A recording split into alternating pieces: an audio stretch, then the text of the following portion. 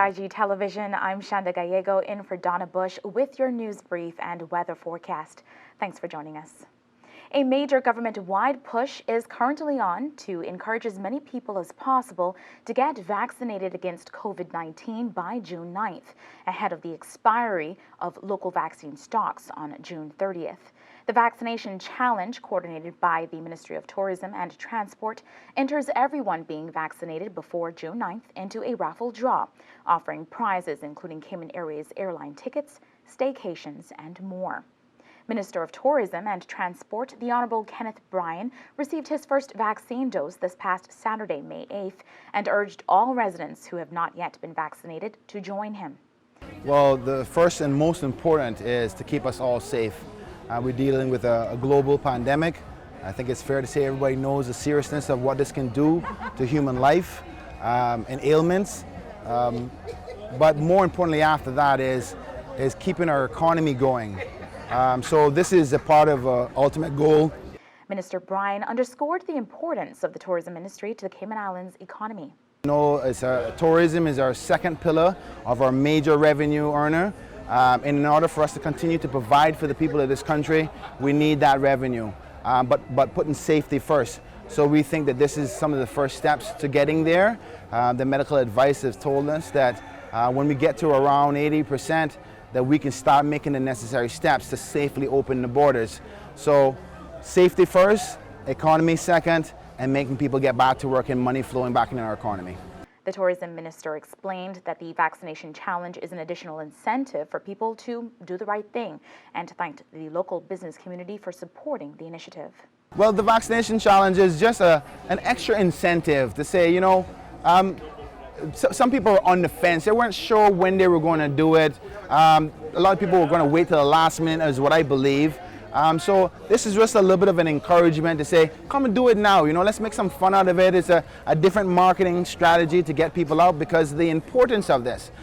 So we got loads of different types of prizes, from trips across the sea to local gift certificates and loads of businesses. And I want to thank the business community for stepping up and doing their part. I just got a report just now that we got over 500 prizes.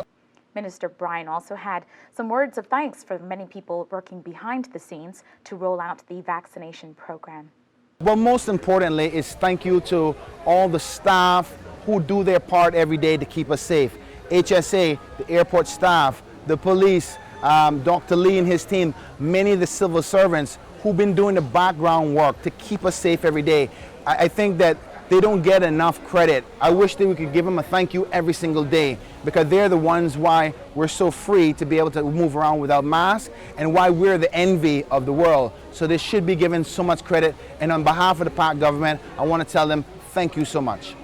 Minister BRYAN told us that he is hoping to get up to 1,000 prizes in the draw, and revealed that Burger King has pledged to give everyone at least one Whopper for taking the vaccine.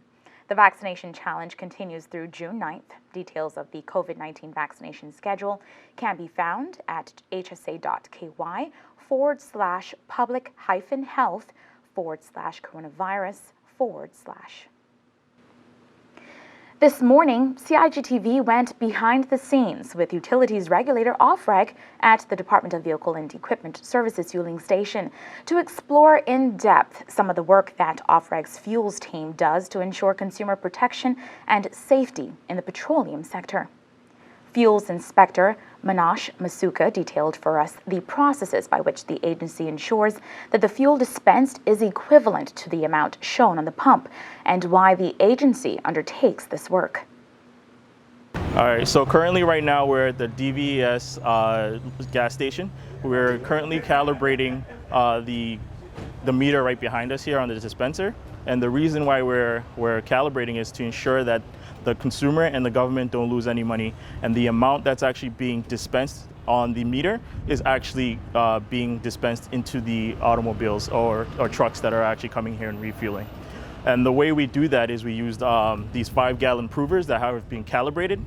we dispense 5 gallons into the prover, and then we check and see that the deviation is within range to assure that the amount actually being dispensed is representative of the amount being shown on the dispenser. The reason why it's important is because we're mandated under the DS regulation that all dispensers need to be calibrated, and that's why we're here today.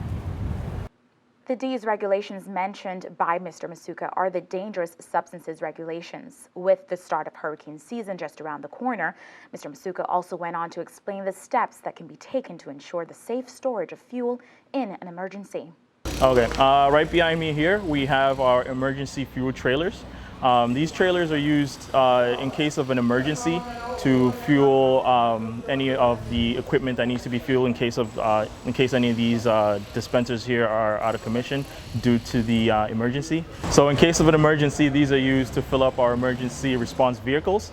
And right now we're here to inspect this fuel trailer to make sure that in case of an emergency that they're good to go and we won't have any issues with them. Hazard Management Cayman Islands spent all day Tuesday, May 9th, delivering emergency relief kits for seniors on Grand Cayman ahead of the June 1st start of the hurricane season. The initiative to provide additional support to older persons who are frail was a joint effort by HMCI, the Needs Assessment Unit, the Department of Children and Family Services. HMCI Director Daniel Coleman shared some insight into the background of the project. We have identified about 200 recipients through the needs assessment lists as to who are the most needy of these disaster response kits.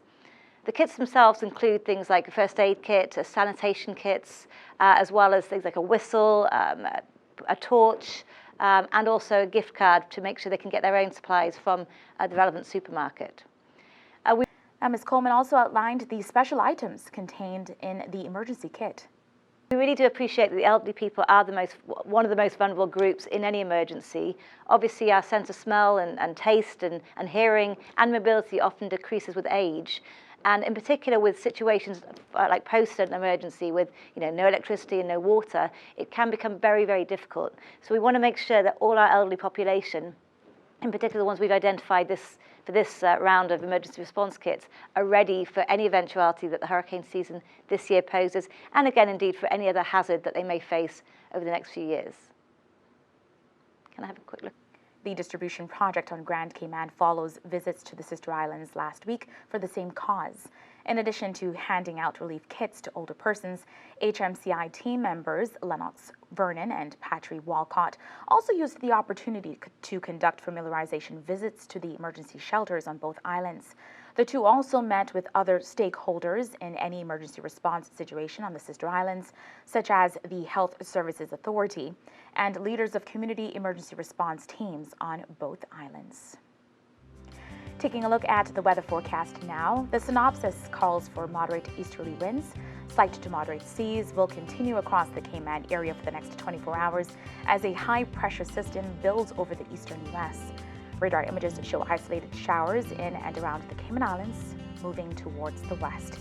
Partly cloudy skies with a 20% chance of showers. Temperatures will fall to the upper 70s.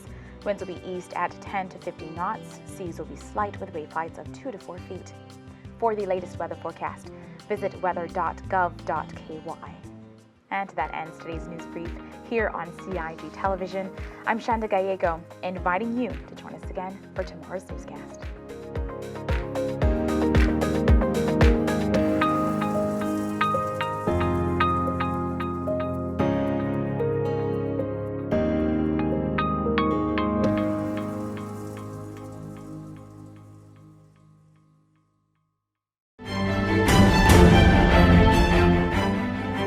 Join Donna Bush weekdays at 6 p.m. for the CIG TV News Update.